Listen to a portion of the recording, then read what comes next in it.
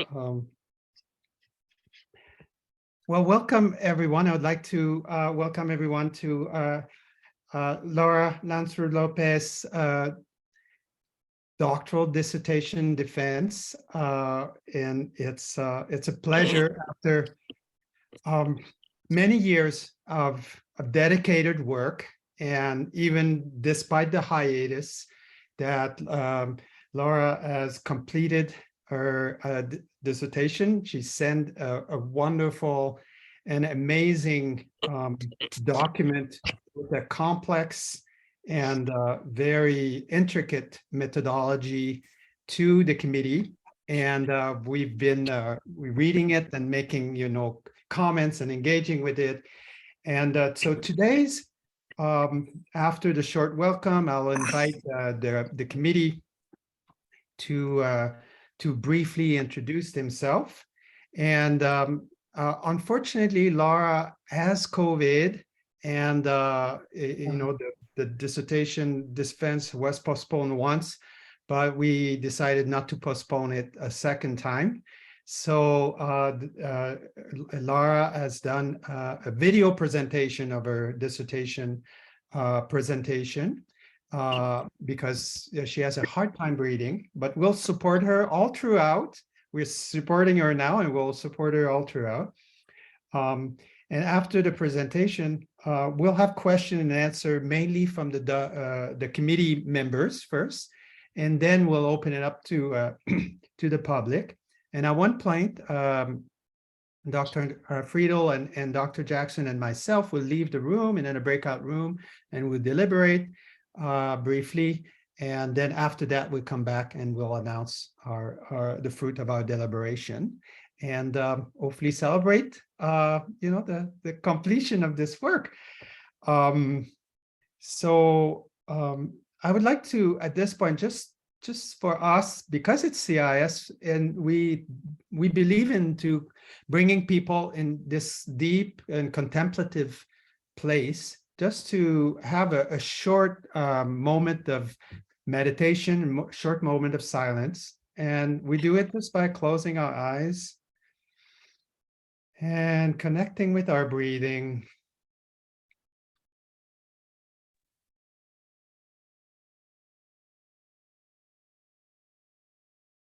And feeling that through our connection with ourself, with our center, with the earth, that we can be also connected with each other and of support for Laura today.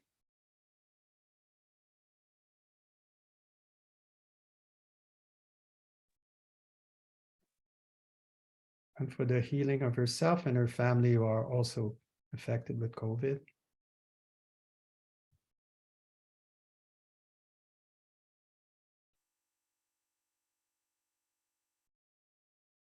We'll take a deep breath together.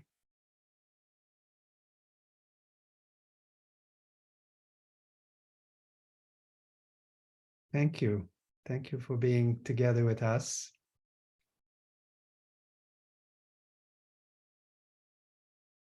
And I would love to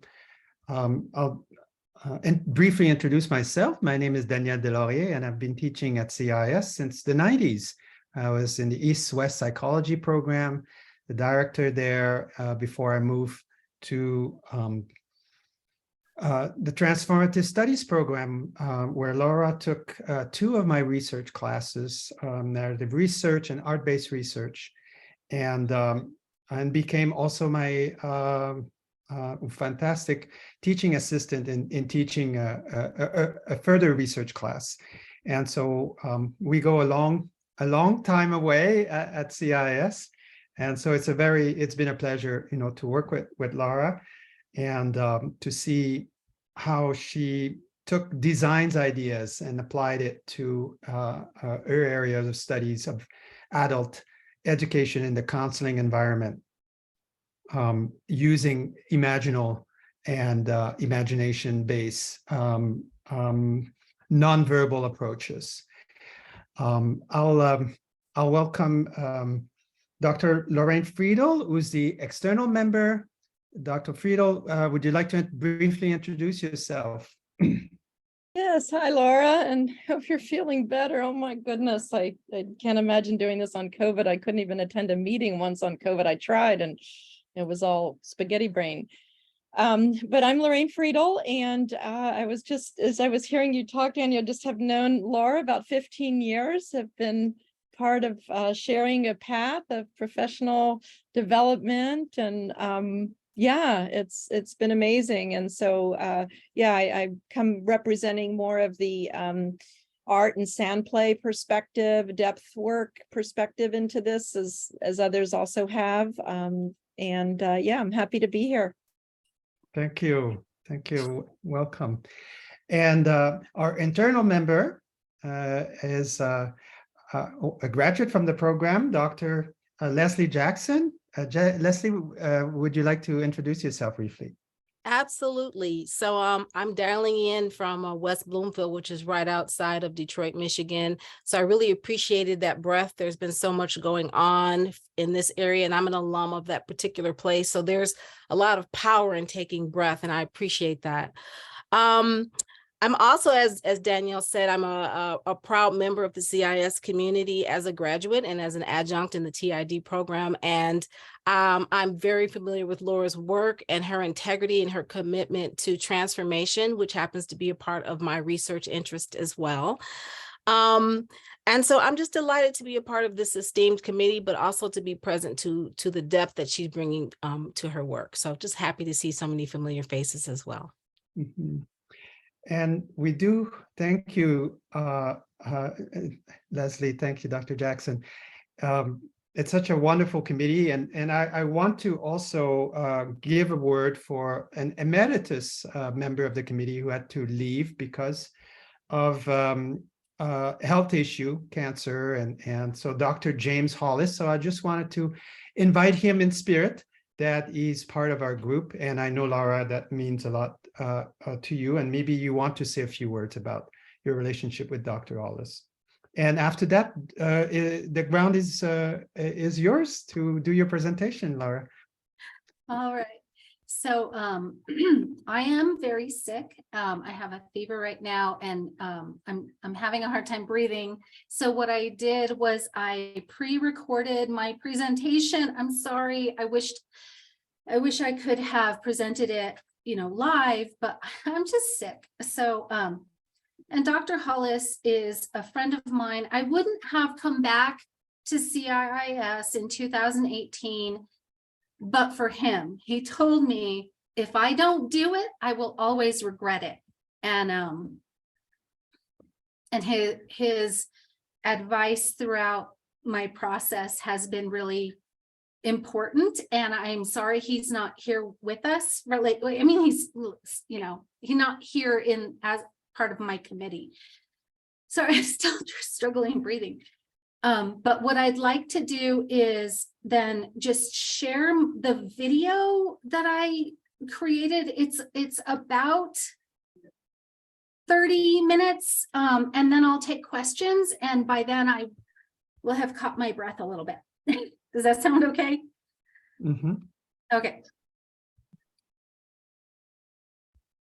All right, so I'm going to share my screen. If anybody has trouble seeing or hearing it, let me know. You might want to turn your volume up just so you can hear it.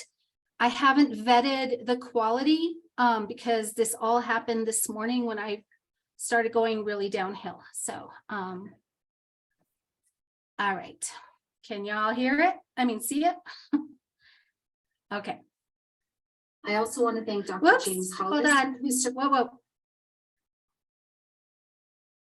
Laura Lansrud-Lopez, and I want to thank everyone for being here. My dissertation is titled Layers of Paint.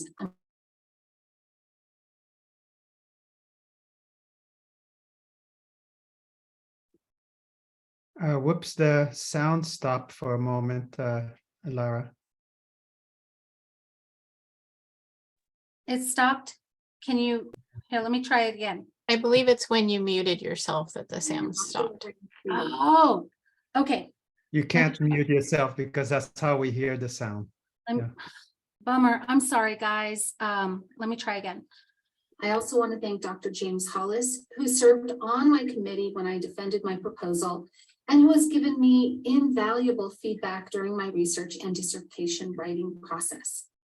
Finally, I want to thank my husband, Brian, my parents, Jean and Marcia Bolton, my 3 precious children, Sophia, Luciana, and Evan, my brother, Phil, and all my dear friends. I want to thank you all for your unconditional love, support, encouragement, and patience throughout this marathon process that began in 2014. In this presentation, I'll begin with my research question and sub-questions, my personal relationship to this inquiry, my research, explain my modified narrative arts-based research methodology, review my findings, and talk about the limits of this research and ways my results might invite new inquiry in service to counseling education, ethical therapy practice, and the use of imaginal knowing for health, wellness, and self-expression in general. There'll be time for questions at the end. My primary research question is, what is the experience of transformation using imaginal knowing in counseling education? The 3 sub-questions that emerged in this inquiry are, in what ways might engagement with art making, such as symbol formation, visual creative expression, and the use of imagery promote imaginal knowing in a counseling educational context? The second question is, how might a licensed counselor, their clients, and the profession benefit from the growth and personal transformation a student might have experienced as a result of a transformative approach to learning during their graduate school training? And the last sub-question is, how might students in a counseling education program that employs a transformative learning model define transformation? Because my inquiry is grounded in a post-colonial approach for qualitative arts-based research that embeds itself in the research as a co-participant, I'd like to offer some background about my positionality to this inquiry and my interest in the intersection of transformative learning theory, counseling education at the graduate level, and the wounded healer archetype, which through this process has expanded into the broader terrain of imaginal knowing as a pedagogical tool for transformative learning within counseling education in order to provide inclusive, equitable, and alternative pathways for counseling students who might otherwise be disenfranchised or silenced. Some relevant background about me. I'm a mental health counselor licensed in 3 states, a board certified art therapist, and a nationally approved clinical supervisor. I've taught at the graduate level for over a decade and have been an administrative supervisor in higher education. I currently serve as vice chair of the New Mexico Counseling and Therapy Practice Board, and I'm also an artist who has, since childhood, used art making as a way to express myself and cope with challenges. Like many students, I was drawn to the field of counseling with the hope that I might help others, but carrying with me limiting beliefs about myself, biases, and unresolved past wounds. I was fortunate to find a school using a transformative approach to teaching that integrated art making among other experiential, reflective, and imaginal techniques. In particular, the 10-week mandala art making process used in a core curriculum course called Archetypal Psychology, which was a required course in my program, was difficult and created for me what Jack Mezirow called a disorienting dilemma. Mezirow describes this as a structural change in the way we see ourselves in our relationships, and is often disorienting, uncomfortable, or even painful. The combination of art making, reflection, and discussion within the context of my classroom learning community led me to identify, confront, and deconstruct prior beliefs I held about my culture, my identity, my childhood, and my reason for even wanting to become a therapist. My disruption was very painful and many relationships suffered, especially my relationship with my mother. She didn't understand the new boundaries I set and felt hurt by my efforts to opt out of familiar yet dysfunctional established patterns of interacting within my family system. Yet, by continuing to stay with the image as suggested by art therapy pioneer Edith Kramer, which was grounded in the work of Carl Jung, I continued to make art, share with my classmates, and ultimately experience something I can only describe as transformative. Before this course, I couldn't have created this image. I'd never had an awareness of myself as whole. My prior belief was that I was broken, wounded, and flawed. When this image emerged as part of my culminating project, I realized I was both broken and whole, wounded and unharmed, flawed and perfect.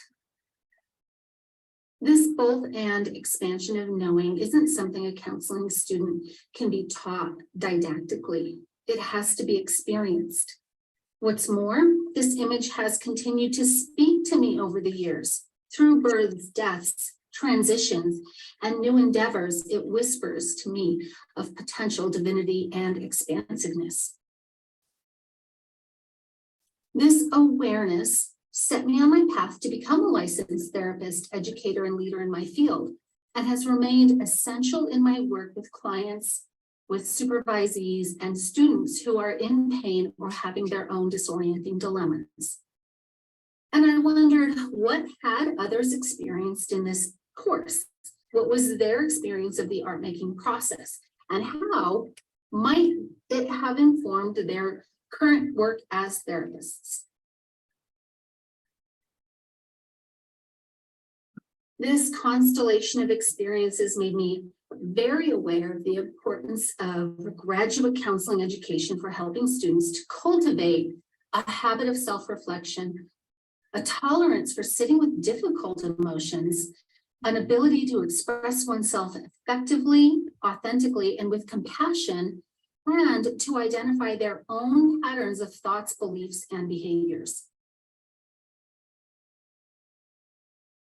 There is abundant literature about the link between past trauma and psychological wounds, and those who choose an occupation in a healing field such as nursing or social work, counseling, and psychology. And while we can understand the drive to pursue a healing profession, if we ourselves have experienced adversity, struggles, loss, pain, and grief, it can only create harm if those wounds remain hidden, unconscious, unaddressed, or are shrouded in secrecy. As Jung suggests, half of any treatment consists of the healer examining their own psychological wound. What is needed in the field are those who can discern between woundedness or professional impairment, and those who might have wounds but consciously engage with the necessary intrapsychic and relational work required to be of service and provide a healing presence for others who are in pain.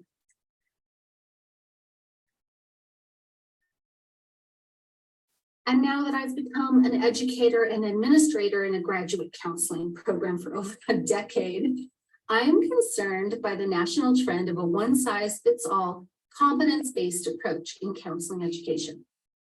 This approach assesses students for their ability to demonstrate specific counseling skills and knowledge throughout the program, yet does not address a student's wholeness, psychospiritual wellness, nor capacity for non-academic self-assessment. In other words, academic success through a traditional didactic model of teaching is an insufficient measure of competence to provide ethical and effective compassionate therapy to clients from diverse backgrounds and different frames of reference and experiences. Nor does it provide students to face their own unconscious content or shadows that will inevitably emerge in this work. It is also endorsed by accrediting bodies such as the Council for Accreditation of Counseling and Related Educational Programs, or CACREP, and the Commission for Accreditation of Allied Health Education Programs, or CAHEP, who oversees the accreditation of art therapy programs, which is known as ACATE. These regulating organizations establish criteria for education and licensing, and they aspire for universal standards across the United I States. just put you on mute for a second. Yeah. Large professional organizations such as the American Counseling Association and the National Board for Certified Counselors joined forces in 2010 in order to compel state licensing boards to accept only CACREP standards. Their vision was to unify the field and pave the way for reciprocity in licensing across state lines. However, these standards are arduous and financially burdensome on some small and rural schools. They also ignore the cultural population, needs of the community being served, and the educational philosophy of the schools who are seeking accreditation. This concern has informed and driven my inquiry, and although I am also an art therapist, I focused my research on counseling education because I believe these programs are uniquely poised to benefit from my research. I'd like to see a few things about the purpose and significance of this research from a transdisciplinary context.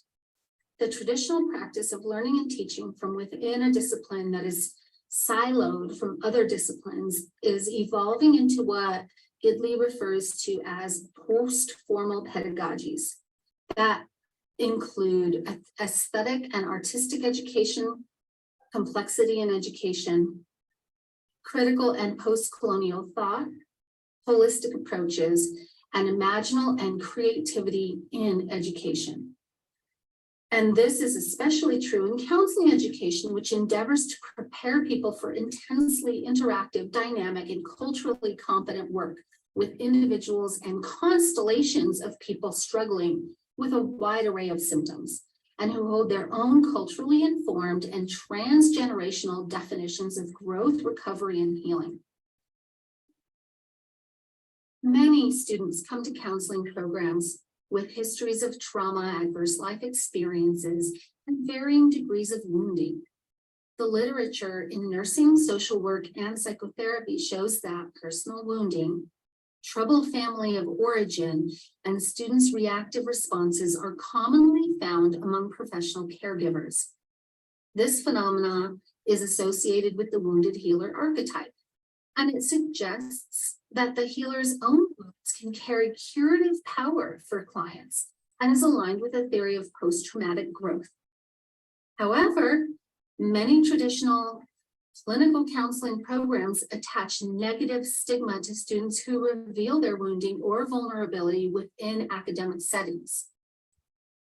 And the trend for rigid gatekeeping responses can inadvertently propagate a conspiracy of silence that encourages student non-disclosure, inauthenticity, or compartmentalization of uncomfortable emotions. Should a student who is enrolled in a program that employs a conservative gatekeeping practice demonstrate disruption, such as might be observed in Maslow's disorienting dilemma, that student could be flagged as needing remediation or disciplinary action. Remediation plans might require the student to meet with faculty more often, meet with a school counselor or mentor, or attend personal therapy.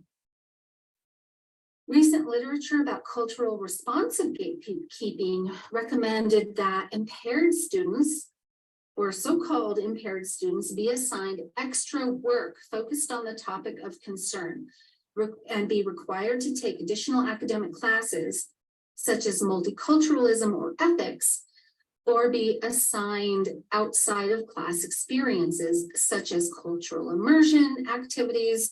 They could also be scheduled additional supervision. Disciplinary actions range from probation to suspension to expulsion. Left in isolation and shrouded by stigma and bound to the conspiracy of silence, past wounds can be left unresolved and lead to harmful countertransference, therapist burnout or vicarious trauma, and ethical problems that cause harm once the student has graduated and become licensed. And according to the Healthcare Provider Service Organization, or HPSO, one of the largest providers for professional liability insurance in the United States, the most common and highly paid out claims for boundary violations, including sexual misconduct and inappropriate self-disclosure. The New Mexico Therapy and Counseling Practice Board, for whom I serve as the chair of the Ethics and Complaints Committee, sees the highest number of complaints for boundary violations that include behaviors in which the client is put in the position of meeting the unmet needs of the therapist. In such cases, therapists face consequences ranging from mandatory board-approved supervision or therapy to fines, suspension, or revocation of their license, and might even face criminal charges. Now, I posit that a student's past wounds, when left hidden and unresolved, will negatively impact their future clinical practice. Thus, a pedagogical interventions used early in counseling education, specifically transformative learning approaches that create an environment of safety and trust, support integration of self-awareness, encourage authenticity, might greatly influence whether a student with a history of wounding becomes a wounded healer or an impaired professional.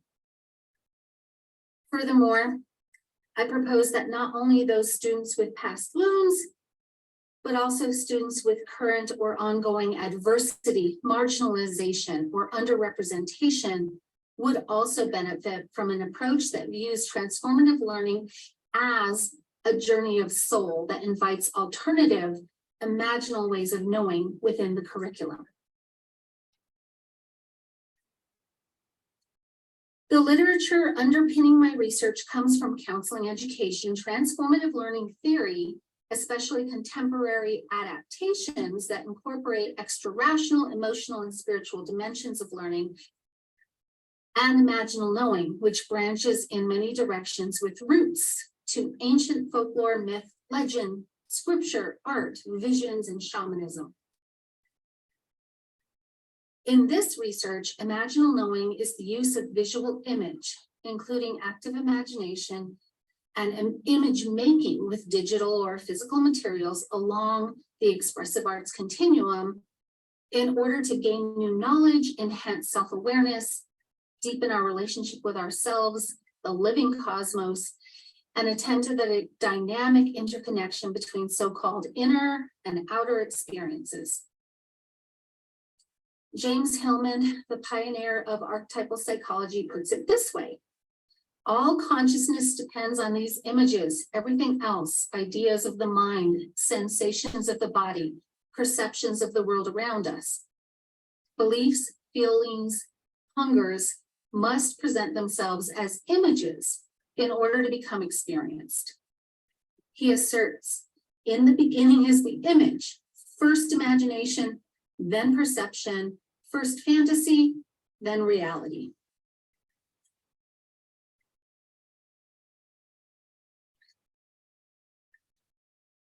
My research strategy was multi-layered, interconnected, and dynamic. I used a combination of narrative research and arts-based research, specifically artography, to most effectively explore and convey the richness and complexity of the lived experience in my participants through the lens of participatory engagement. By using this innovative approach, I was able to work with my participants in a manner that held transformative potential for them and for me, and revision transformative learning as a creative process ripe with potential to facilitate the integration of one's past experiences build resilience, and promote the quality of inner work that is essential for ethical and effective therapy practice. Narrative inquiry seeks to illuminate two sides of a lived experience, telling and knowing, and as a research approach, offers a complex and intimate insight into the feelings, goals, perceptions, and values of the people we hope to understand, while also conveying the values that can be generalized. Narrative inquiry plays with the polarities of uniqueness and universality, creativity and discipline, and positionality and scholarship. The nonlinear dialectic process of narrative research demands a both-and explorative approach, and in many ways mirrors the change process seen in transformative education. And as a therapist, I'm deeply interested in the thick description of people's lived experience. As Sandra Weber and Claudia Mitchell describe, it is through artistic images that we can access the elusive aspects of knowledge that might remain otherwise hidden or ignored. In arts-based research, the art and the art-making process can be used at all stages of the research. Thus, it can be seen as on a continuum or a spectrum. At one end, there is an arts-based approach that intertwines art making and research. And on the other end is an arts-informed research that looks at and analyzes participant-created artwork. According to Sean McNiff, the distinguishing feature of arts-based research is that researchers actively participate in creating art as a central method of investigation and discovery. He continues that as art is infinitely variable, it follows that a fundamental premise of visual arts-based inquiry is that the end cannot be known at the beginning. And as Lynn Capitan writes in describing how art can be viewed as a symbolic language, she says, the outcomes of visual arts-based research are grounded neither in the mathematical language of quantitative research, nor in the words of qualitative research, but in symbolic language and forms. As indicated in my dissertation title, the arts-based research method I used is a modified artography. The reason for designating this method as an A/R/T is, according to Rita Irwin, a metaphor about the co-equal roles of artist, researcher, and teacher. Artography, as a practice and methodology, integrates these three roles and creates what she calls third spaces, where openings between artist, researcher, and teacher can exist, and where knowing, doing, and making coalesce. And one result of my arts-based research pilot study from 2019, which was presented at a conference at CIIS, but unpublished, was the emergence of a fourth identity, that of therapist. My style of interaction with my participants, the lens through which I made sense of what was happening during the interviews, how I made moment-to-moment ethical decisions about their well-being and their vulnerability, while they shared deeply moving personal stories, and how I talked with them about their art, was driven by my training and experience as a therapist. While learning to become a researcher, I had circled back to myself as a therapist.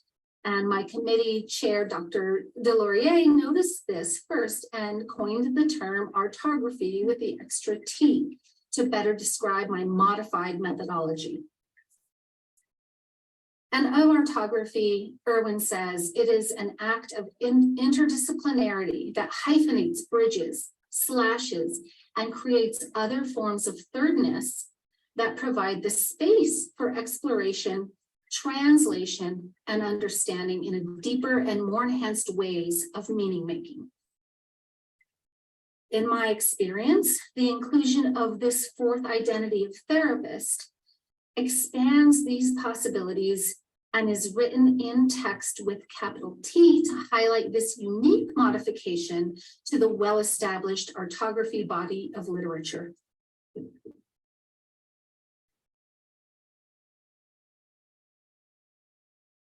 I included 10 participants who were selected based on the following criteria. They had completed the archetypal psychology course at Southwestern College. They consented to participate in a recorded interview, and they consented to share and discuss the artwork they created during their course and any other related artwork. Current supervisees and students were excluded from this research. I used word of mouth, direct invitation, social media announcements, and snowball sampling to invite participants who might have a different perspective on this course or who might represent diverse backgrounds, including ethnicity, culture, sex and gender identity, and year of course completion. Participant familiarity or comfort with art making was not a requirement, nor was anyone excluded for voicing criticism of the course, the school, a specific instructor, or the art making requirement. All participants were licensed therapists in the United States. Each participant was sent information about my research, my methodology, and a list of questions. They were also offered a copy of my informed consent to participate, which we reviewed again at the outset of each recorded interview. And each interview lasted about an hour. Written transcripts of the interviews were reviewed to verify accuracy, and participants were invited to read their transcripts in order to make corrections, edits, or clarify anything that might have been misspoken or misunderstood. This process of co-participation in the research was essential to add validity to my findings. I coded the themes that emerged from the transcripts before engaging in my one canvas art process as an additional research text.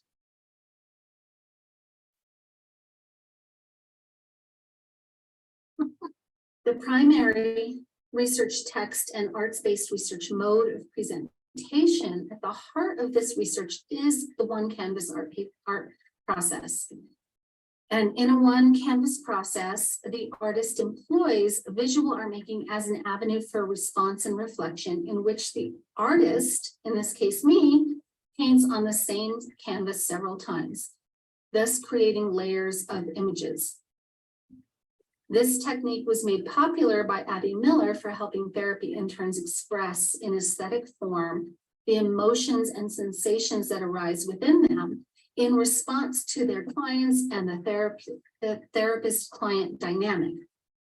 By layering paint on one canvas over time, Miller says that the artist invites archetypal, metaphoric, and symbolic imagery that bring new awareness and understanding of oneself, the client, and the relationship.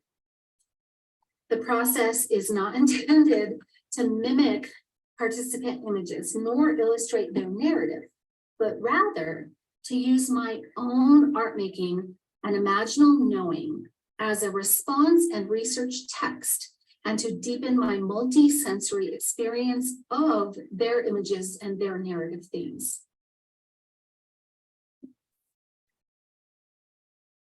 In my one canvas painting process, I visually responded with paint on a 24 by 24 inch canvas to what I heard during the interviews, the themes, emotional content, words being spoken, and my own imaginal knowing, while also keeping the momentum of a continuous experiential process of painting over and over on the same canvas.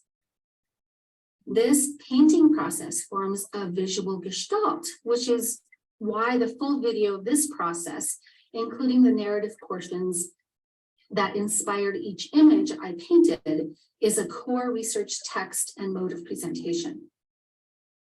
I painted for approximately 70 hours over 70 days. And although my painting process was continuous, I did pause to take photos of the canvas, make notes when I had a new awareness, made new connections, or became aware of a new emergent theme. At times, however, The imagery swept me along, and it took effort to pendulate between the flow of creative expression and taking notes on observations and themes. This process is, as a transdisciplinary whole, can be framed within a hermeneutics of creation. The hermeneutics of creation designed to offer just a transdisciplinary framework for understanding, interpreting, and making meaning of the dream experience arguably applies to the reflective response and spontaneous one canvas painting process I used in this research. Due to time constraints, I can only share the 3-minute video of my one canvas painting process without narration. The entire process is uploaded to YouTube and cited within my dissertation. And in the spirit of arts-based research, I invite you to track your own response while viewing this process.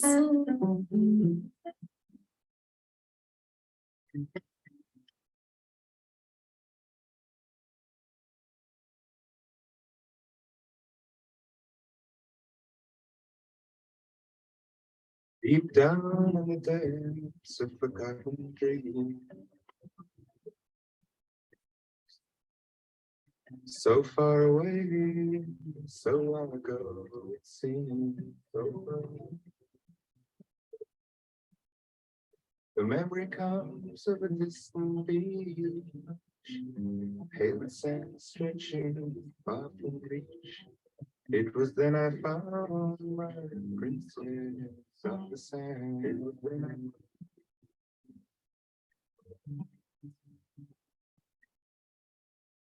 As I traced the foam with a pebble beneath my tree,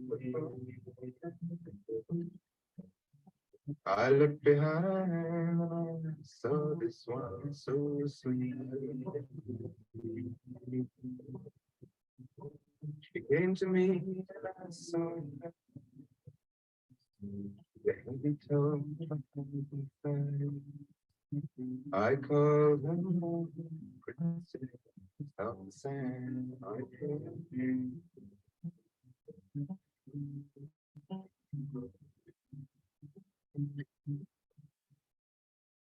She stared at me and my mind was in a maze. As we moved along in a summer tea dream haze.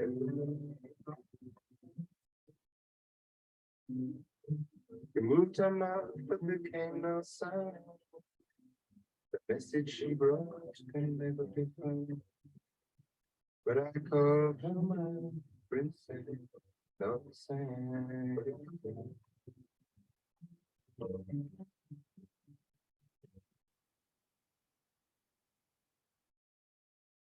One moment we walked to the night breeze, then I faded away. Then I looked, she'd gone of her presence, there was no trace.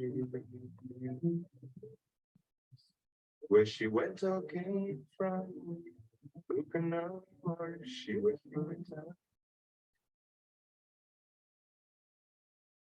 Here's my princess of the sand.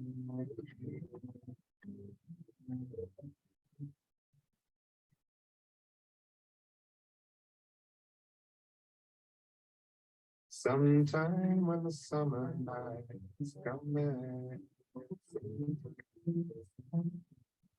I'll go back to the sea and I'll follow that sandy line. I'll look around and I'll hope to find that strange young dream close behind. I'll call my princess of the sand.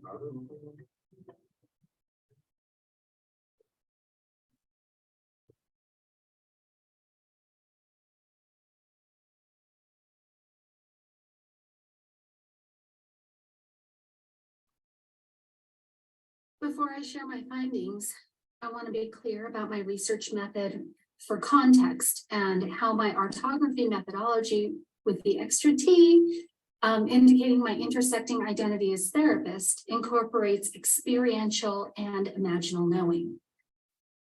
The multiple layers of research text that are fundamental to my research can be viewed as occupying two zones, theoretical and practical.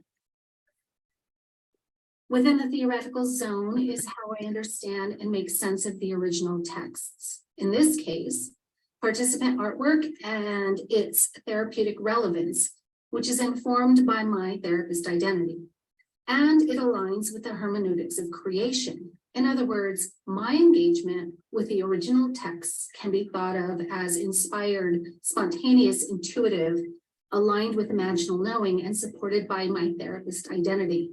In the practical zone, I'm reading original texts through the lens of educational praxis and their relevance to pedagogy, and contemplating how this research might inform changes in counseling education.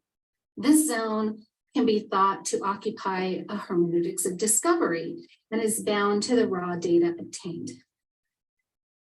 When looking at original texts, I engaged my one canvas process, which can be conceptualized as a primary research text within the theoretical zone and demonstrates therapeutic meaning making within the hermeneutic of creation. My one canvas process also serves as a mode of analysis within this research. The participants responded in writing and with artwork to my one canvas process, which was shared with them as a video presentation, and this further informed my findings. In the practical zone, I engaged in a thematic analysis of the interviews, identified narrative themes, and incorporated the responses from all 10 participants as an aggregate. The three modes of presentation used in this narrative arts-based research are my one canvas painting process, the video that includes all 10 participant narratives, not represented here, but which correspond to my art response, and the 5 narrative vignettes, which are written in my dissertation and offered to reduce redundancy and exemplify diverse paths of personal transformation within an educational setting centered on imaginal knowing, and my thematic summary of findings, which hold general relevance, which I will now share. Within the parameter of my research design, my findings revealed 3 phases associated with specific symbolic elements. The first phase described feeling disoriented, lost, or out of place in the transformative learning terrain. At times, participants recalled feeling resistant, irritated, or confused by the transformative learning pedagogy that incorporated art making as an avenue for self-reflection. Some participants shared negative opinions of their instructor or criticism of the course that was, they thought, irrelevant to their training as future licensed counselors. At other times, participants described feeling worried about how their images might be viewed, judged, or assessed by faculty who hold gatekeeping roles for professional and academic fitness. The next phase was represented by a decision point and choice to engage in the requirements of the curriculum. For some participants, this decision was described as a surrender or acceptance or willingness.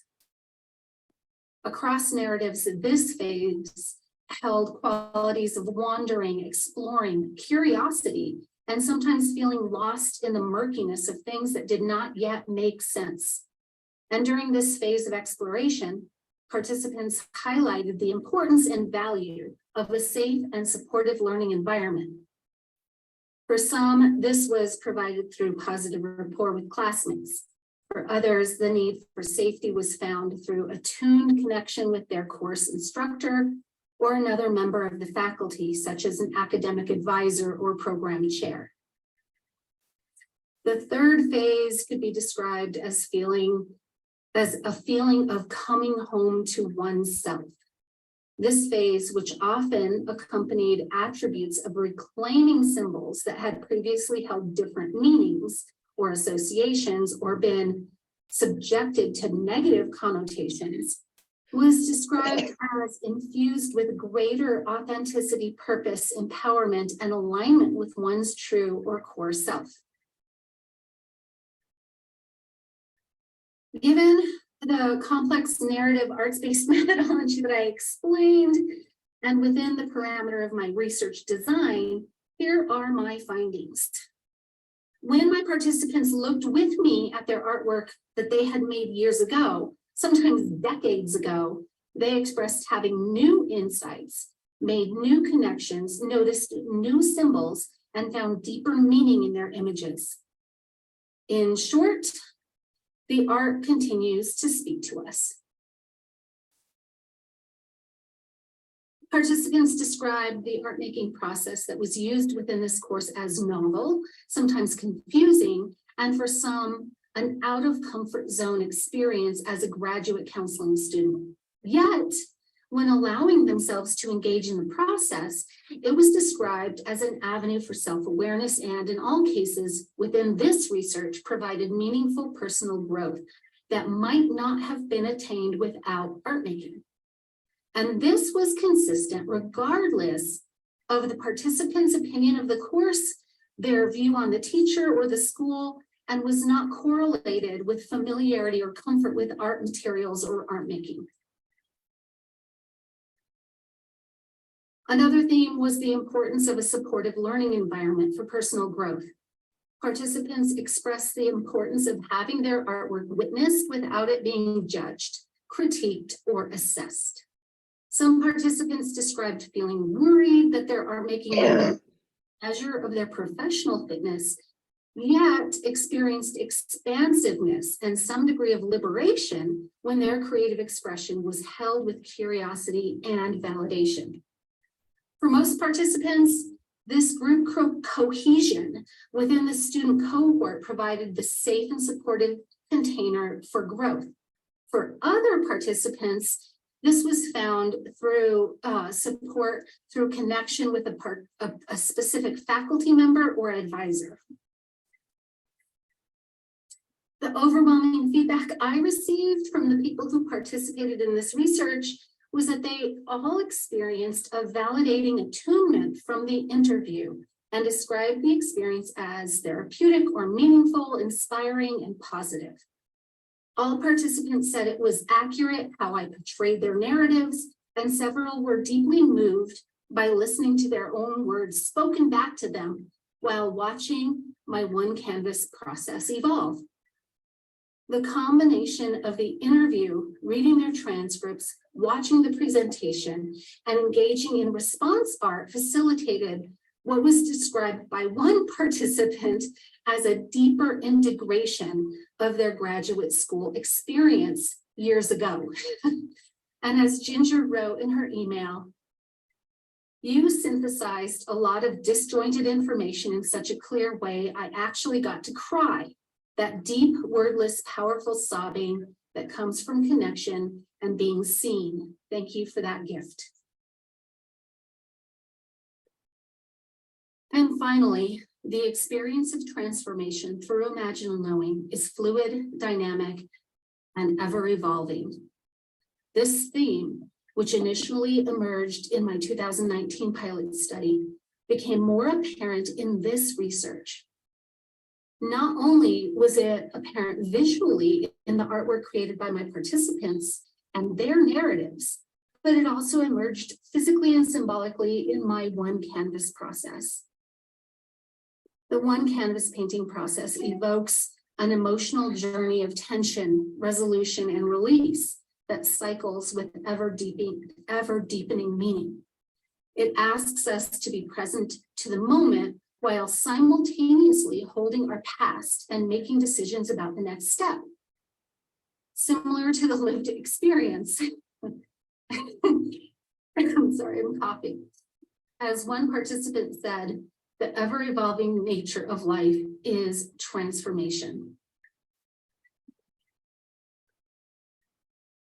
My conclusion, this inquiry is fundamentally based on the phenomenon that the unconscious is inclined to reveal itself through channels such as the use of symbols, image, and creative arts expression.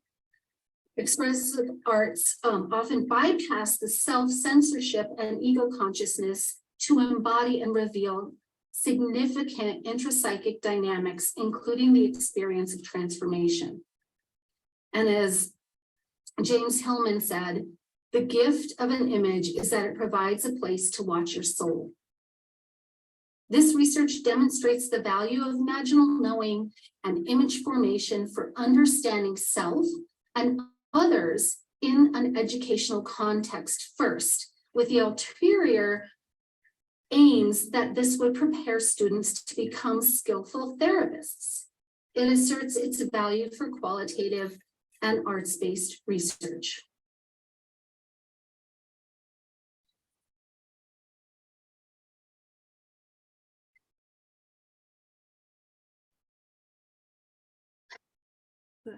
That was it. As you as I recorded it this morning, and as you could tell, like I'm losing my voice throughout the recording. And so I'm glad it worked. I'm glad you could see it.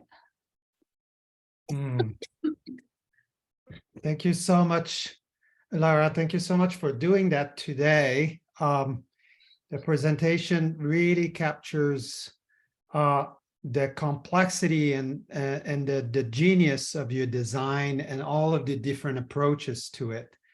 I keep saying to Laura, you know, you did 3 dissertations. There's an art-based dissertation there, and then there's a narrative dissertation there, and then there is one that is about education.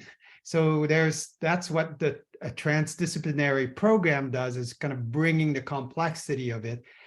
And often people in their methods will still choose one method, but you choose a very complex method. And this presentation really showed very well at least 2 of those.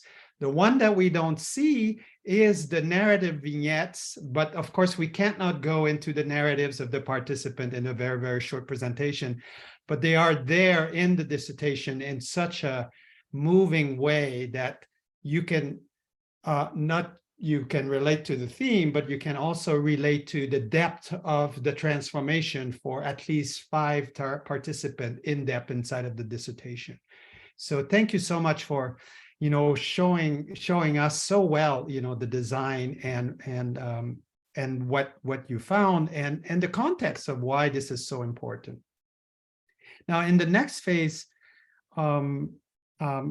I don't know if you want to add anything to the presentation at this moment, Laura, or if it's okay that we move to the question and answer period, or comments and question and answer. Yeah. The only thing I'd like to add is that the text, the research text that is not represented here is the video, because it is long and it does represent all of the narratives in, you know, like as I was painting. I mean, I can upload a link, but it's on YouTube. It's publicly available with everybody's permission, all my participants' permission. But that's the only, like, I don't know how to shove it into this, but it's equally valid. Like I have the written work and I have the video, and yeah, maybe at one point before the end of the meeting, you could put the link here so that some of our students or your people in your family can go and click on it, and then it will open it for them, and then they will know it's there, or they can copy it and paste. So just put the link between now and the end. You know, you don't have to do it right at this moment. okay. Yeah. So thank you. I'll invite the members of the committee and to, you know, first, you know, make comments and no appreciative comments and to Laura's work, and then followed by, you know, a question that emerged from you that you'd like to discuss in this space. And I hope that Laura's breath will continue, you know, to hold. That's good. Oh, I'm breathing. You're breathing. Yeah, so bring on the questions. Let's hear it. Okay, Lorraine, as the external member, we often, you know, do the gracious invitation to bring the external member inside of our community. Why don't you go first in Oh, sharing your that's gracious, huh? yeah. Thank you so much, Laura. Oh my goodness. First, I think it's rare to be able to research the depth of the human psyche in a way that maintains its sacredness, and in a way that, I mean, you did this participatory research in a way that I've never seen, and just kept that integrity to the very thing you were researching all along. Like there was never a waver from this intent on researching something very deep, art and soul in education, being witnessed, and then doing that, putting yourself through the same process as a researcher. It's just an exemplary piece of scholarship, and watching the video was extremely emotional. I just was so impacted on so many levels. And that was after I had read the full dissertation and then looked at the video, and then seeing how you stitched everything together in such a concise way for us this morning, added a whole nother level. So I'm going through an evolving process, just participating in this. And I know I came in late to the party, but I just really appreciate this opportunity. And I was just curious about, I liked how you had like the practical and the depth and the constantly battling. And I'm curious if it was like this in the beginning, or did your method evolve over time? Because it's a very complex method and you laid it out very nicely for us to see. But yeah, how did it evolve, the actual method, or was it something you knew from the start? That's a great question. I did not know it from the start. It evolved over time. I had a question which I framed at the outset, like my experience. My experience drove the inquiry.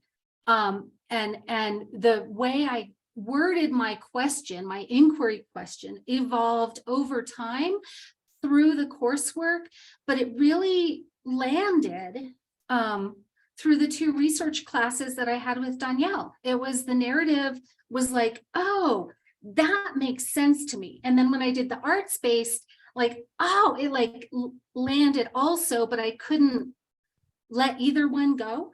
At that point, I was kind of in love with both of those research methods. And so it evolved over time. My pilot study design that I did in 2019 with 3 participants, and Danielle was my course instructor. That design, I didn't see that I was being a therapist. It took him reflecting it back to me because it was just so me. And it's that way that I think we can be as therapists, where we can just sort of show up, but we don't see how we're like, it's the blind spot that, and so knowing that it was okay for me to be a therapist, because I even in my pilot study, I felt like kind of embarrassed or ashamed that I was like being a therapist, or I shouldn't be, I need to be a researcher. And then when he suggested, no, actually, this is part of it, just be clear about it. That was how it evolved. And my preliminary results in 2019 showed that it continued into this dissertation with 10 different people, 3 initial people, but it, yeah, so that it did evolve, and it will still evolve, which is the whole point of arts-based research. Mm-hmm. Yeah, that's a wonderful original contribution with the extra T in there. I appreciate where it came from now better than I did before. And in some depth work in Sandplay, for example, we would go back a year, 5 years, 10 years after a process and then review it. And that is an amazing experience. And to see that validated in this research, the value of that, I think there are many applications for this research. So I think I can pass. Yeah, it's amazing. Yeah, in terms of the layers of it. So very brave, very courageous, and you pulled it off with precision. So. Thank you, Lorraine. It's true that the identity of the therapist yield a certain sensibility inside of the process of research, and that's what the discovery of Laura's work was. And I was just there as the teacher reflecting back. I'm trained, in psychology, but I'm not trained as a therapist. Someone might have said, oh, that's a therapeutic. No, but I thought of it as a teaching intervention. But yet, when we start thinking about the process of the person's growth, through their education, becoming a counselor, I thought that the fact that one is a therapist inside of the research is so important. And then to be able to name that is a great finding, methodological contribution in here, Laura. So fantastic. We might take turns, so maybe there will be another questions that will come around. At this point, I'd like to invite Dr. Jackson, Leslie to come and comments on your perception of the work, and offer questions for discussion. Absolutely. So, Laura, this was just imaginatively creative. This was such an endeavor in terms of the way you engaged the work, the way that you brought these threads of the narrative and the artography, all of these pieces together. And I think I said to you, I could only imagine the levels of exhaustion and also joy that you were also processing as you were kind of moving through your experience of engaging, not only, I know how much work you did on the review and then bringing in the actual methodology and then engaging in the process. So I just want to tell you, and it resulted in such beautiful artwork. And so I was glad that in the chat, I saw you talk about the fact that all of those pieces that were even in the PowerPoint was representative of work that you had done. I mean, just the level of detail and the enormity of what you were doing. I just want to commend you, just like Dr. Friedel did. And, I was also struck by and appreciate your attention in terms of the way that you were thinking about the whole student. You talked about looking at issues around cultural bias and the wounded healer, and you bring in and noted the idea that Jung talks about, that we can't take our clients further than we ourselves have traveled. So I just appreciate the fact that you brought all these pieces together in this way. And so while I do have two questions, my first question, I'll save the second one for our next round, it is more about your engaging in the actual artwork process. And so it was wonderful to see that 3-minute video that you showed, you were able to show in your presentation here, but there's so much more also in the actual video. So I do urge folks to take a look at that in terms of how you engaged the process itself. So I was wondering, I just wanted to hear a little bit more about that, because as you were engaging kind of this ever-changing nature of engaging the interviews and the artwork from your co-researchers, your participants, I was wondering how you managed to contend with like not being stuck on, how do you move forward onto the next painting? I was just wondering from a more personal kind of artistic, because you were also processing this, this was, you were part of this. And so I was just wondering how you were managing that process, taking notes and then moving on. You said you spent 70 hours over 70 days. 70 hours over 7 days. That's a lot. And so I was just wondering how you engaged the process. If you could say a little bit more, I was curious about that. Yeah, and I actually really appreciate that acknowledgement because it was it was metabolized, like it was hard. It was hard. I want to thank my husband for taking care of the kids during this time. I would leave, I'd come to the office and I would paint for 10 hours, for 10 days consecutively.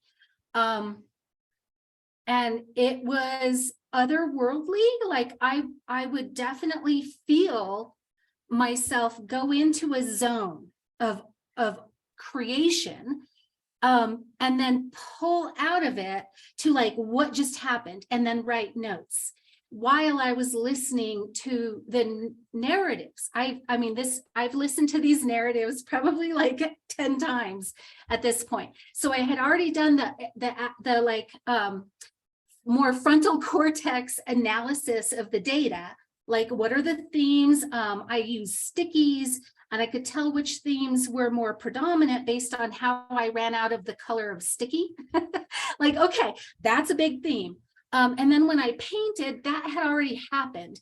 And I just sort of surrendered to the process of painting, listening, and I would be curious. Sometimes something would happen and it'd be like, whoa, I didn't expect that on the canvas, but what does the image want?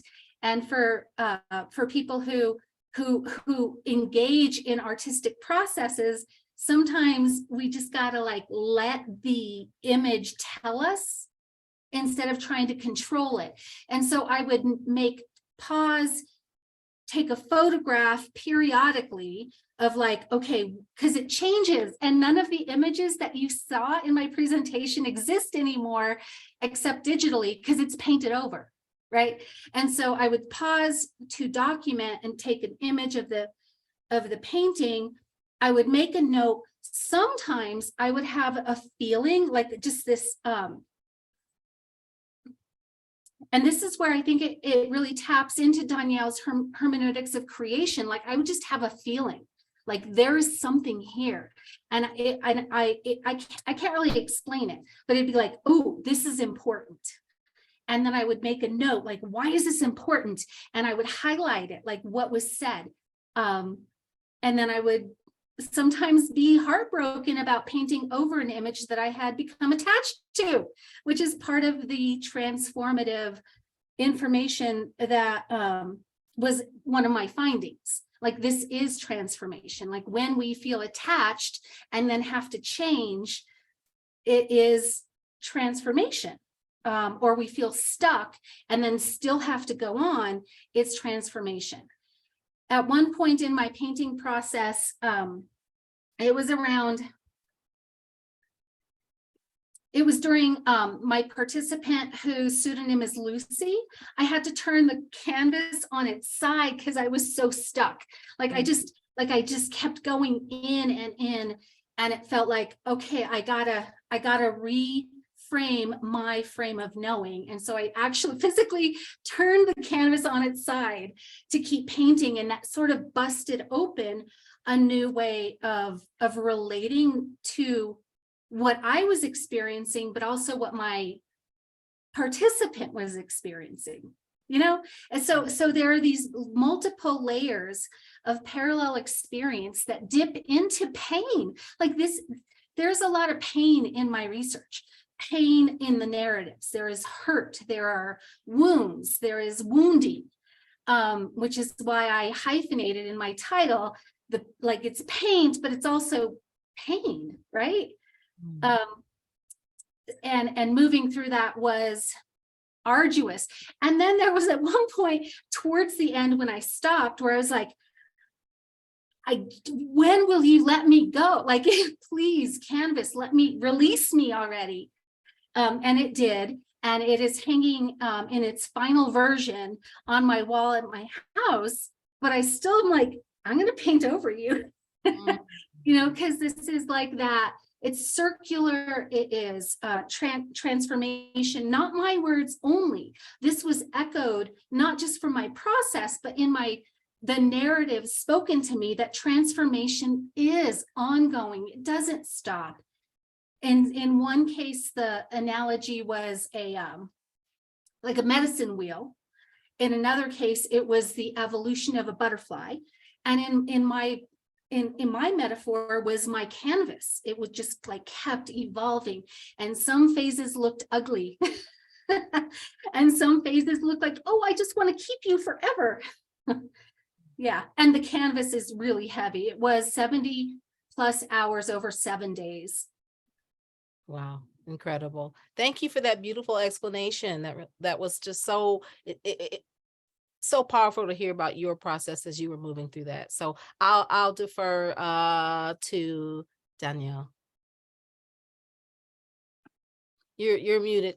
Thank you. We'll have another round.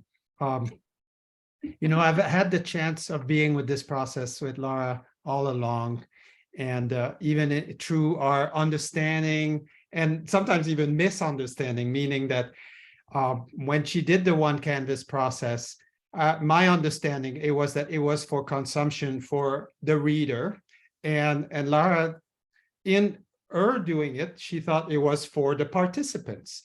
So, but then we had to negotiate the fact that no, this is a research text not only for the participant, but it's a research text for all of us, because there's value, great value in there. And to see it again, just the 3 minute that you showed, it was just so mind-blowing for me, because there's something so that mirrors the life process in itself, you know, that keeps transforming. You can't get more transformative than watching those 3 minutes of painting, and the process of occlusion that comes in when you start to quote unquote paint over, almost like the next moment of our life kind of paints over the moment that's just passed, so that now something else is being revealed in this moment on top of it. So that was very moving to see this again, and seeing how deep of a process the one canvas process is. My question to you is more here, thinking through the idea that image might be a place to watch your soul. You finished there, and then I wonder. We didn't discuss that, but image as the one canvas process, the many images, the video of being a place where you watch the soul of research making or of making research. There's something about sometimes that people think of research as not having a soul, but in this case, you do. And so I wonder if you can speak about the soul of the research, this research making here, especially that you through the, you know, the art making process or the imaginal process. Yeah. Well, as a new researcher and somebody who never thought I could do it, you know, never thought I could be a researcher, didn't know what it was. It has been at CIIS an insight that research can be so much more than what I thought it was. Like the boundaries being pushed out around how we research, why we research, how we conduct ourselves as researchers, and how we treat people who are conjoined in that process has pushed those boundaries that I felt limited by.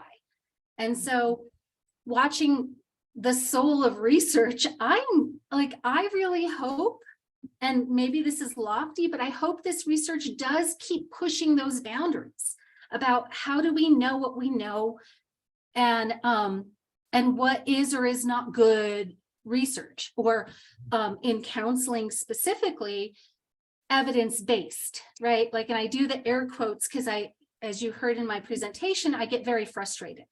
Mm-hmm. And I just think research as a reflection of my soul is going to be a little bit like, like I'm going to push back. I'm going to be a little bit rebellious. I'm going to say things that, I mean, I have all the accreditations. I started with that. I have all of the the things that are needed, but I don't like the way that the trends are going. And so the soul of research through my process is realizing that it is expansive. Mhm. Yeah.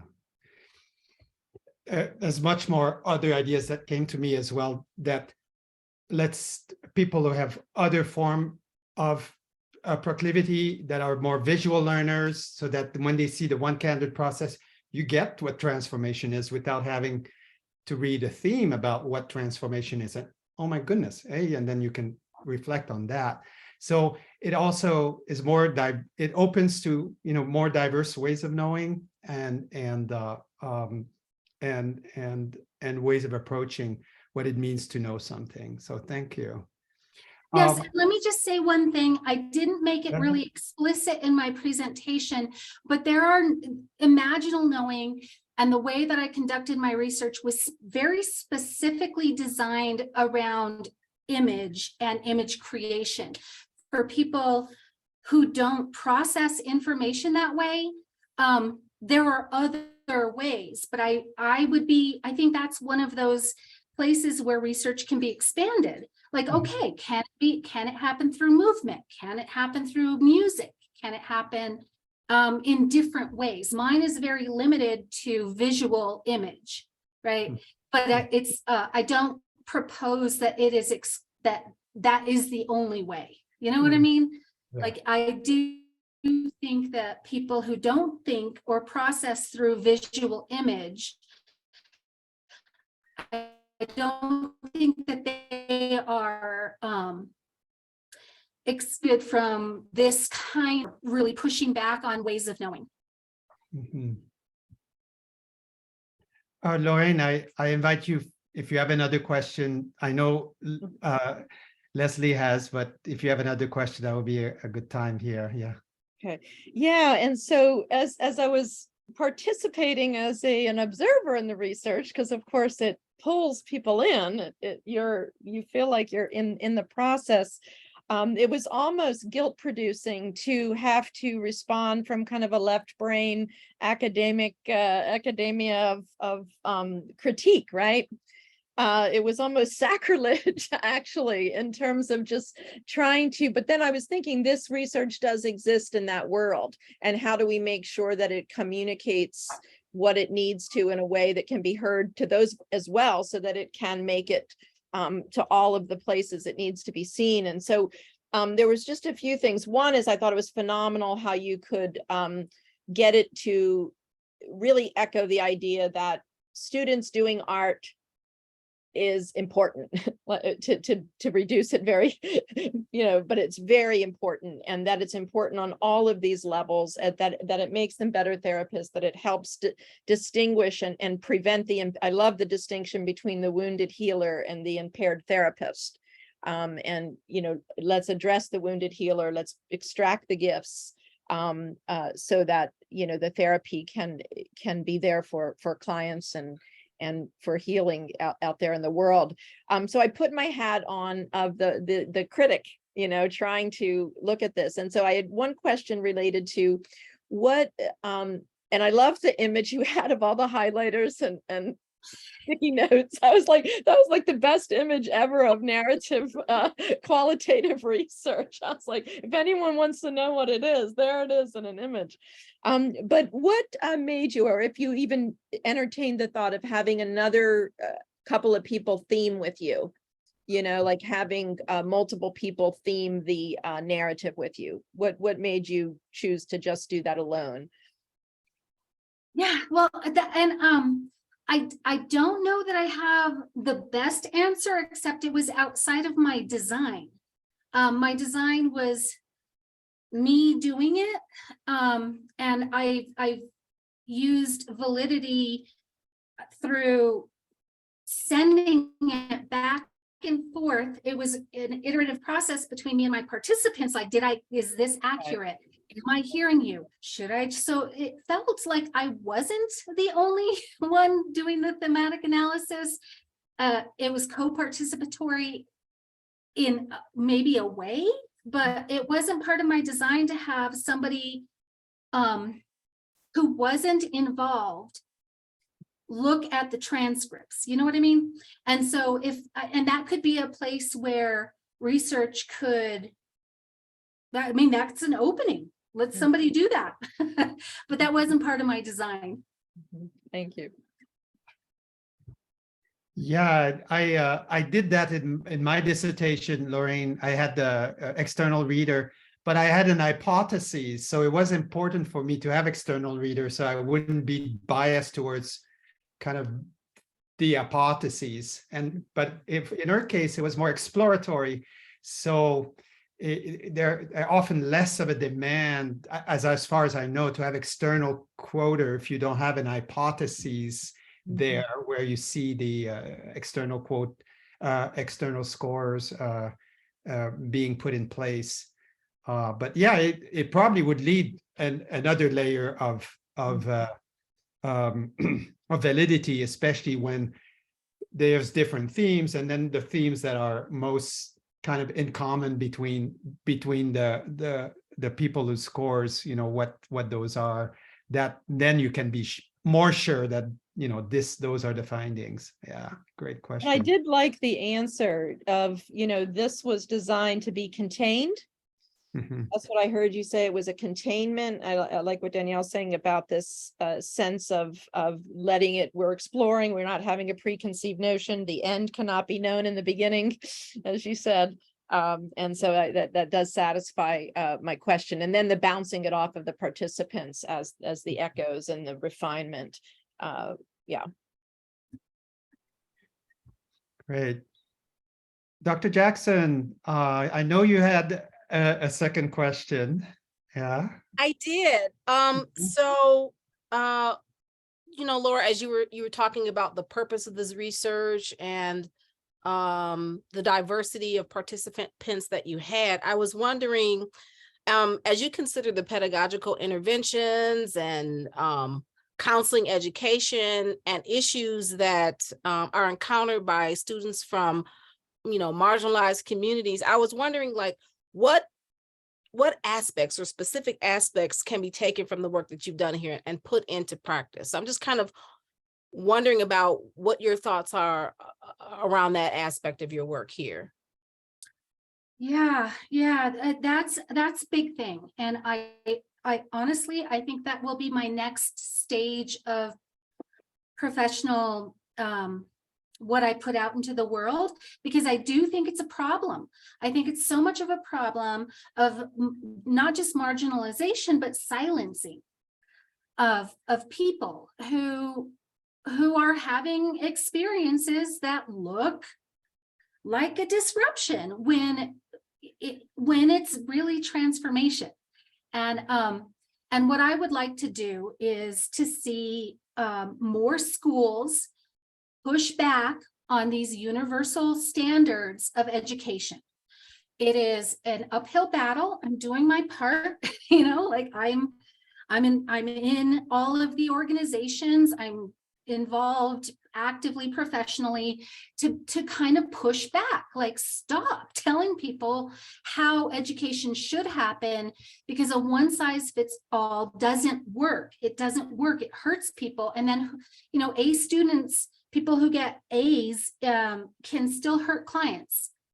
And I'm more interested in people who have the capacity in all of those dimensions I described, that can happen only through the process of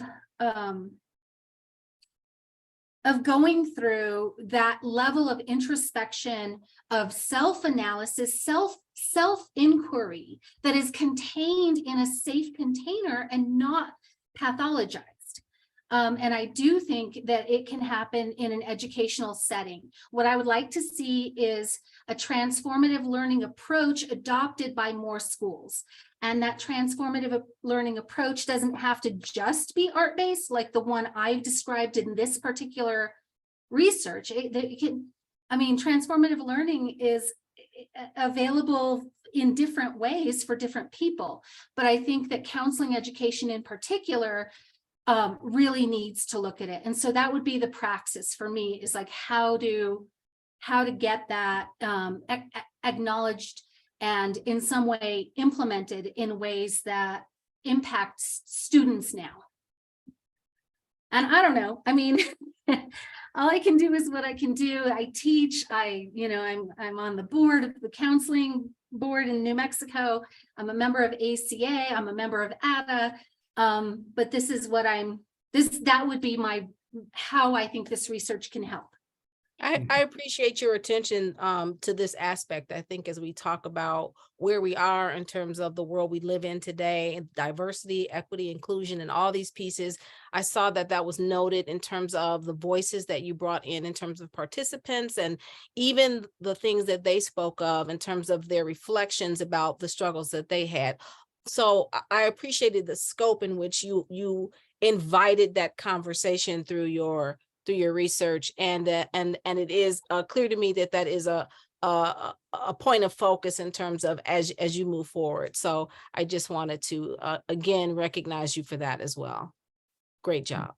Thank you. And if I could jump in about that just quickly, but the equity, diversity, and inclusion thread was so much a fabric of the dissertation from the beginning to the end. Like it was just always there. It wasn't like an afterthought or just in the languaging, in the literature review, in the participants, like it was just part of it. And I thought that was something, and I appreciate you bringing that up, because it was something that was just an example of it. It's so ever present, like the fish in the water. It was just very well done. Yeah. It was clear that that's where you live, where you operate. That's a beautiful mirroring of your process, Laura. And I'm sure you have personal story you could share here, but you feel free to do so if you want to. Yeah. So I'm still feverish. So maybe I'm not, thinking as quickly on my feet. I think, what I just shared with you is like my baby. This has been in process since 2014. And I love it. And so I feel very revealed. I feel very seen.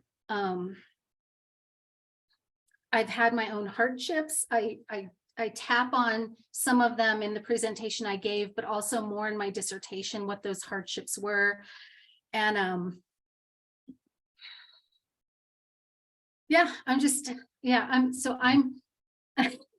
don't know that I have any more to offer, but I'm happy to answer questions if there are any from the people in attendance, or I'm not sure what happens next.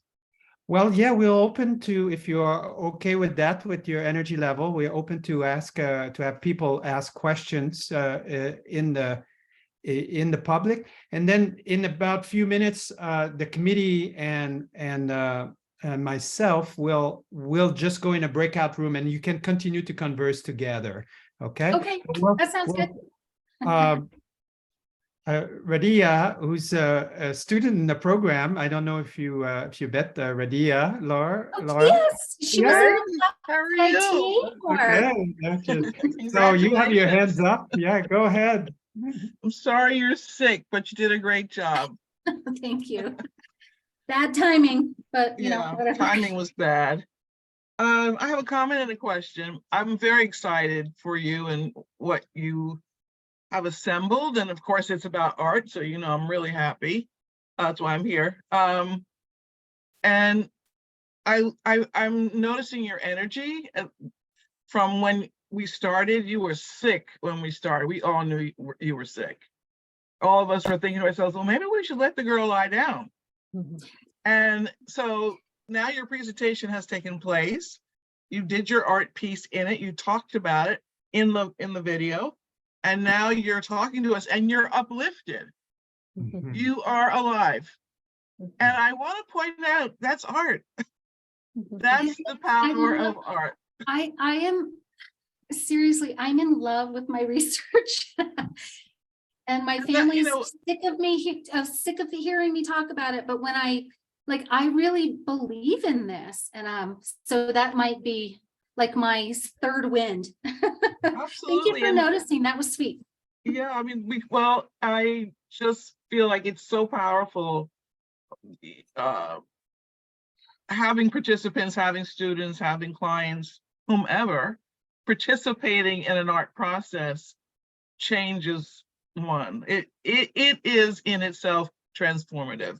That is what art does. And I think it was you, Lorraine, and I'm sorry if it wasn't you, Lorraine, but or maybe, well, anyways, one of you asked about the soul, the soul of art, the soul, and how do you make that come forward? And there's nothing you have to do because art is soul. It's tapping into it. We don't have to go find it. We just have to touch it. You just can't help but bring that kind of spirit to what you're doing because that is what it is. You can't make blue blue. Blue is blue. So I'm excited that the questions that your committee has are really fabulous. I really love the conversation that they're having with you. I'm just really so impressed. And my question is, it's just a simple question, but when you were doing the what did you call your one canvas? I wondered when is the artwork you? When is the painting you? And when is the painting about the client? Like, is there a line? Do you feel like you are connected? Do you feel like the painting needs to go to the client? Or no, it's something else. It's still a research object and it's an artifact, or is it something else? Oh, that's a great question. So, and I did write a little bit about that in my dissertation. It's all me. It's so imaginal knowing is how it is coming through me, how my understanding, my frame of reference, my positionality is absorbing what I'm hearing, how I'm relating, and how I'm expressing. So it's me, every image. And so it's not a surprise that there are so many ravens in my images. Like they just show up. Like this one over here. I'm going to show you guys. I have a raven right here. They're like my little comfort. They show up in my art, whether I want them to or not. And so that's me. That's how I'm understanding. It's how I'm guided. They're spiritually sourced. And the images that I created were not mimics of the images described by my participants. In my dissertation, I share their original artwork, but my understanding of what they said, their images, and what the feeling sensory experience was, comes through me into my imaginal knowing. Okay, that's fantastic. It's like, yeah, no, totally makes total sense. I can't separate myself from the one canvas. Yeah. Yeah. And what that makes me wonder is, should the participant in this scenario be called something else, right? Because it's a different kind of a process. The participant has now, it's not about the participant has become the still life, right? The participant has become the mountain that you are drawing from. And so I just feel like maybe, I don't know, maybe another way to think about that relationship. That's all. I love that. I really do. And in my heart, they are co-researchers. I couldn't have done this without them. It wasn't, I'm not a researcher studying people. We were researching together experience. And so co-researchers might sound better, but I wanted to, in my dissertation, be really clear. And so I had to, just like in my presentation, I had to slice off bits of the gestalt of what it is. Yeah, making language. I'm thinking about that too. Like I want to make up some new language for what I'm thinking about. But thank you. That's wonderful. Thank you. And I would say that could be another one of those areas for further research. Like, is there a new term? How can we describe it better? Mm-hmm. Yeah. I know we have another person who has his hand raised, and you That's could. my husband, Brian Wet. But just a moment before we do this, this is the moment where we, as a committee, will go. You should see Lorraine and Leslie. There's breakout rooms, and then there's a breakout room 1 where there's a one where everyone is, and then there's one breakout room, and so we are going to go there. I'll see you go. So, do you see the breakout room down below? No? No. I can assign the 3 of you if you would like. Yeah, I think Okay. that would be helpful. I don't see it. You can assign. So, okay, so we'll go. We're gonna All disappear. right, so you guys are gonna take off. I will field the questions. Brian Wet. Yeah, and Angela, are you gonna bring us back then? We could come Give- back anytime. Give us, yeah, give us, I would say, 9 minutes. All right, I'll have to hear Brian's question when I come back because I'm dying to know. Well, so am I, and I'm sorry, I have to drink water because I'm just like Yeah. parched. Oh, do you wish to hear Brian's question Just first? quickly, yeah, because I know we're all. Quickly, limited time. thank you, Dr. Friedel, because my question's actually based upon your initial comments, and which was to put it crudely, the application of new methodologies to existing data sets to either validate it or gain additional insight. And so I had not thought about, say, sand play photographs over a long period of time being an existing data set. And I wanted to know from Laura, what would you find most useful as the next step in the maturation of this process? Either acquiring more participants and building a new data set or applying your methodology to existing work, such as the work that Dr. Friedel mentioned earlier? I think both. To be quite frank, I think that not only my research expands on transformative learning pedagogy, but also art-based research. So I think that it can go either way. If your question is, what do I want to do personally? I think I answered that from Dr. Jackson. Like, I want to push more for expansion of transformative learning pedagogy in counseling education. Nice. But yeah, I think the methodology can also push on, like arts-based research in general. Does that make sense? Or do I have to explain it when I get home? Beautiful. Thank you. No. Thank you. Yeah, because I'm already thinking of all these applications. Yeah. So I'll go to the breakout room now. Sorry. Okay. Yeah, you'll see down below, down the list, if you go breakout rooms, do you see? Okay. Leslie, do you see it down Nobody's below? there but you. Okay, yeah. Okay. All right, so it's just us. Any other questions or thoughts, comments, feedback? Hey, Laura, I'm so proud of you.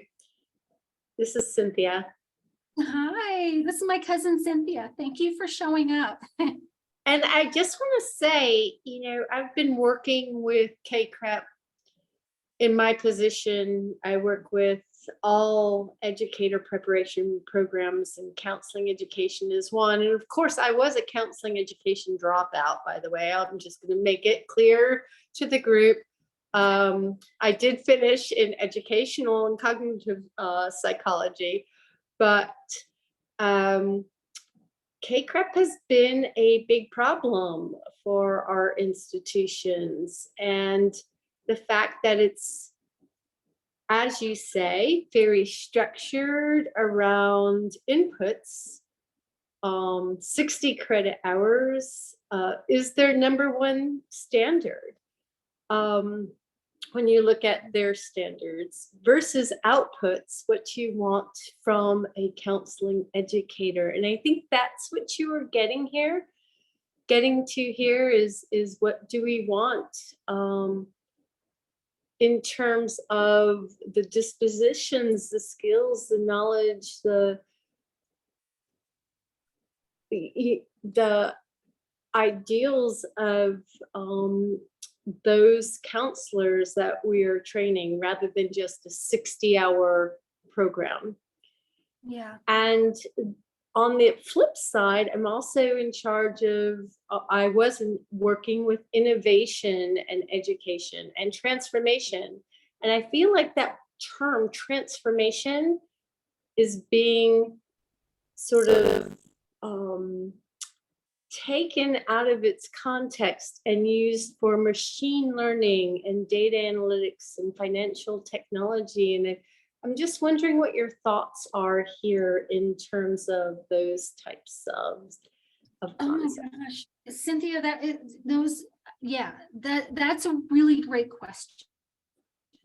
And I hear your critique. My critique from my positionality is that schools like the one I went through could never be CACREP accredited because there aren't enough funds to staff 3 CACREP PhD faculty, full-time faculty. And it's like, all right, so that's off the table, even though it's a school that I myself graduated from, and all of my participants graduated from, and are excellent clinicians. We can't be CACREP accredited because we can't afford, in a rural community, serving the people that we serve. We can't afford that. Nope. Right?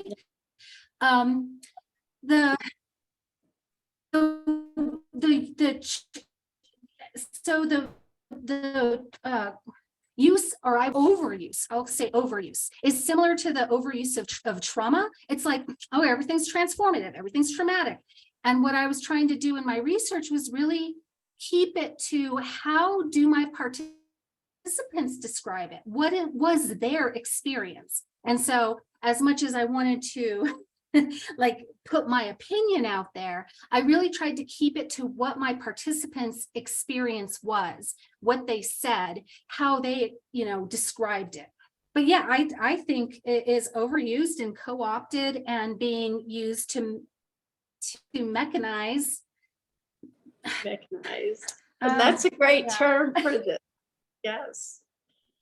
Yeah. Thank you, Laura. Well, thanks for being here. Big hugs to you. Any other comments, feedback? Yes, Laura. Laura, I just have to say, hi, Amy. Hi, Laura.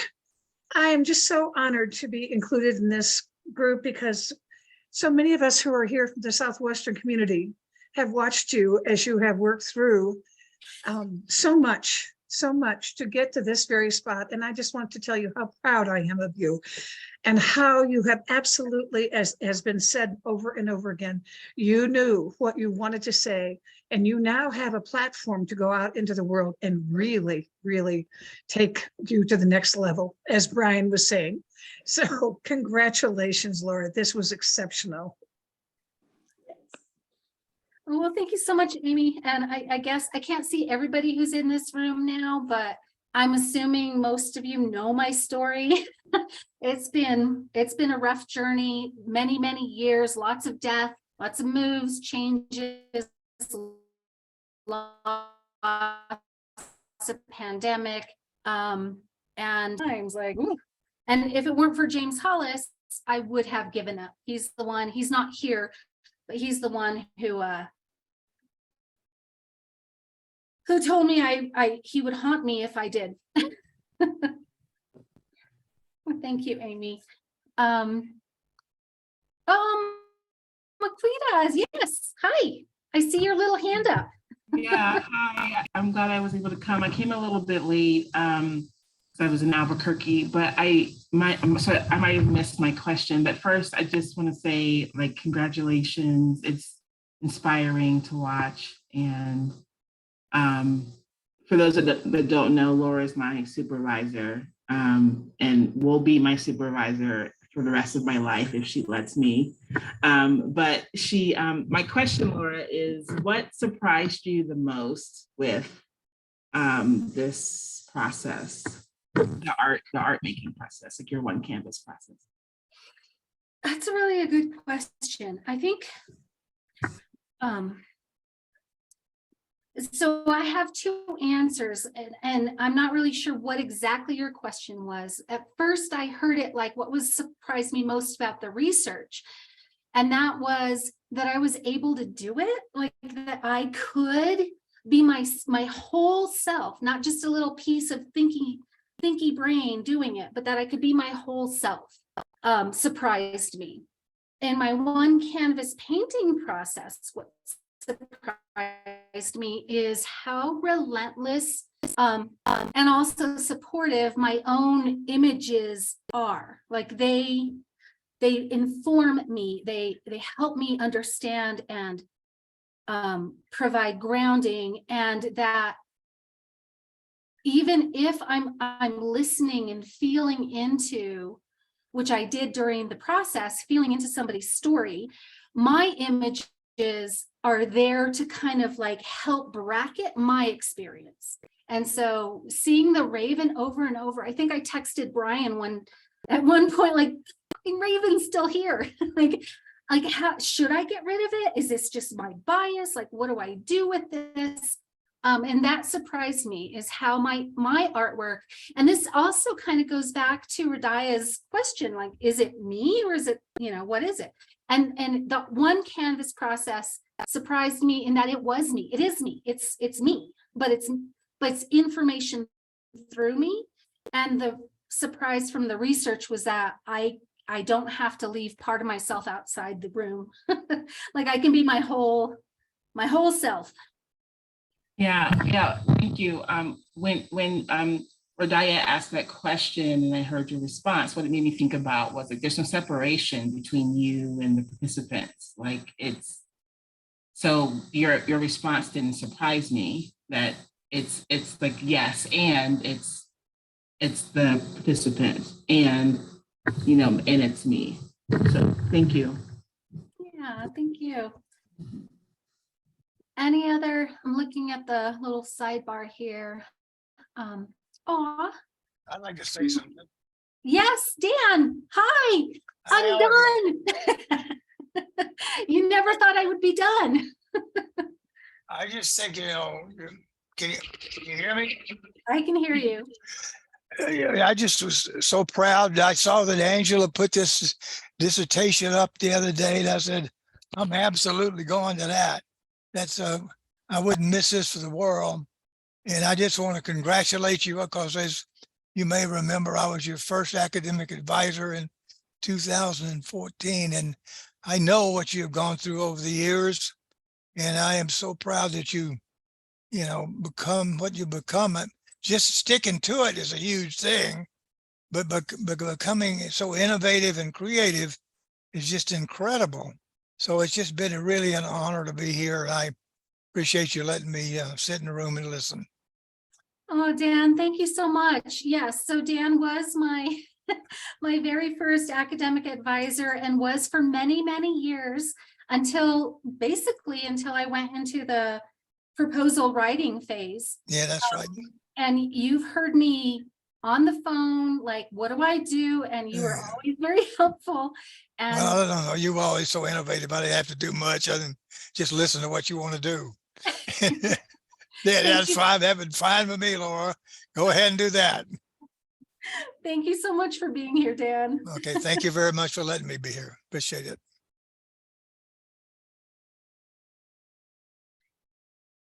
All right, so they're deliberating for a while. Now I'm getting nervous. Someone talk. I think you should look up the meaning of Raven in whatever culture you live nearby. You said you're in New Mexico, right?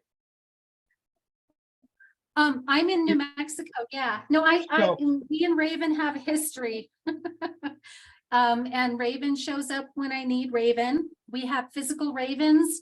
I did my panpsychic, what was it called? Panpsychology and other ways of knowing course. And Raven was my non-human guide. Like Raven and I have history. But what surprises me isn't that Raven shows up, it's how persistently and when Raven shows up. And that's just fun to play with. Right. What native cultures live near you in New Mexico?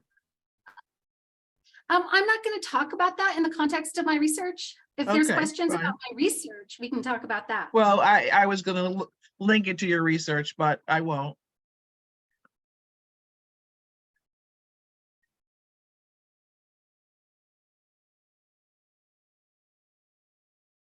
Right.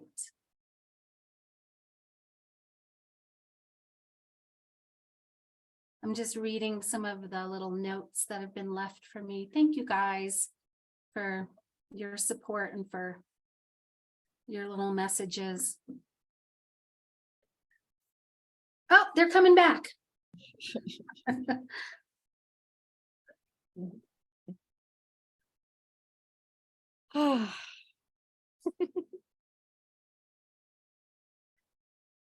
You guys were gone a while.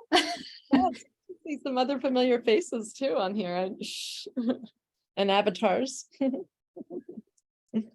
Now, some of my friends, my family, my brother. Phil, turn your camera on. Where's Angela? I think Dr. Deloria needs a little bit of a rescue from the breakout room. He's having a hard time locating the resume button. When you get trapped.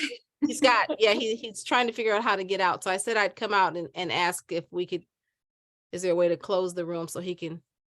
Can't he just exit and re-log in? He might end up doing that, but he didn't want to, his whole, yeah. He's stuck. He's imprisoned in the breakout room. Oh, there he is. There he is. He's back. Yes. You made it. Made it. I was No, getting you nervous. Okay. I'm sorry we missed the great conversation here, but Laura, the committee and I have met, and we are pleased to welcome you in the community of doctors. So congratulations, Dr. Laura Lansrud-Lopez, and the committee accepted the dissertation as is with the feedback that you already received. Congratulations. Oh my goodness, this is a big deal. Oh, this is a big deal. I'm gonna cry. Congratulations, Dr. Laura. Congratulations. Congratulations. I just want to tell you how proud I am. I've watched you through courses and just this entire process, and to know that today you're sitting here with COVID and you are just an example of powering through. And you know how I feel about self-care. So my wish for you when you finish with this is that you go back, you take care of yourself, and you feel all this love and energy that's coming to you now, because it's so well deserved. And congratulations. Yes, Laura, I just it's just such a privilege, and to see, yes, this whole journey, and master's, doctorate, mother, love and loss, and just beautiful things to celebrate in life. And congratulations, it's well deserved. You're an inspiration, and this is truly a stellar piece of scholarship and soul. So you went over the top. Like, it's just amazing. Thank you. Dr. Laura, we made it. Oh my God, you made it. You made it. Made it. Just take a breathe in. I'm just like, this is that's been a long marathon, and you're crossing the finish line. Yeah. So, and we are there all here to celebrate with you, and to celebrate your brilliance, your genius, your soulful work, your dedication to diversity, and yes, and the love you put to your work. So you're an exemplar for all of us. Thank you. So great. Welcome you to community of doctors. Yay! Congratulations. Thank you. So what do we do next? Well, now this is the place where your families are friends here. I'll stop the recording. I'll thank officially the committee for having supported us and you in the process. Dr. Lauren Friedel, as the external member who came, and be part of the work, and Dr. Leslie Jackson, just an amazing support and the amazing feedback they gave to your work. So thank you on behalf of CIIS. It's okay, you can leave now unless you want to stay. And but I think because you have so much family and friends here, we'll just leave the room open for you as long as you wish. Okay. All right. Thank you. Dr. And congratulations, family. I know.